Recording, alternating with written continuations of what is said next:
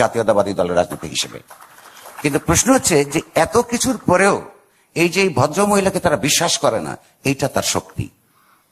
বাংলাদেশ স্বাধীন হওয়ার পর পাকিস্তানের পরে প্রধান আমাদের দেশের উত্থানের জন্য, তার রাজনীতি, অর্থনীতি, এগুলির বিকাশের জন্য প্রধান অন্তরায় ভারতের রাষ্ট্র।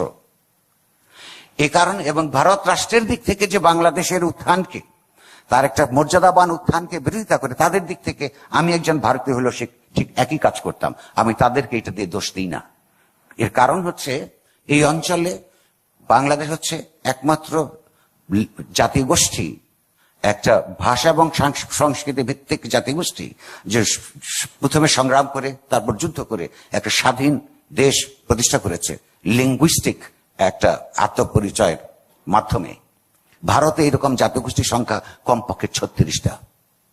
ফলে বাংলাদেশে যদি একটা মর্যাদাবান উত্থান হয়, ভারতের যে ইন্টিগ্রিটি, তার যে টেরিটোরিয়াল ইন্টিগ্রিটি, সেই ইন্টিগ্রিটি বিপদাপন্ন হয়। তাহলে ভারতের শাসক শ্রেণীর একটা অন্যতম প্রধান দেশপ্রেমিক কর্তব্য হচ্ছে বাংলাদেশের উত্থানকে রোধ করা। তো ফলে বাংলাদেশকে তারা বিরোধিতা করে, নানানভাবে ক্ষতিগ্রস্ত করবার চেষ্টা করে, সেটা তার দিক থেকে ঠিক আছে। কিন্তু এই যে তাহলে এই ভারতের শাসক শ্রেণী, ভারতের সাধারণ জনগণের কথা বলছি না, ভারতের বিভিন্ন অঞ্চলে ভারতের গণতন্ত্র পরায়ণ মানুষ ভারত কেন্দ্রীয় সরকারের বিরুদ্ধে এবং তার রাষ্ট্র ব্যবস্থার বিরুদ্ধে লড়াই করেন। তারা আমাদের মিত্র, তারা আমাদের বন্ধু।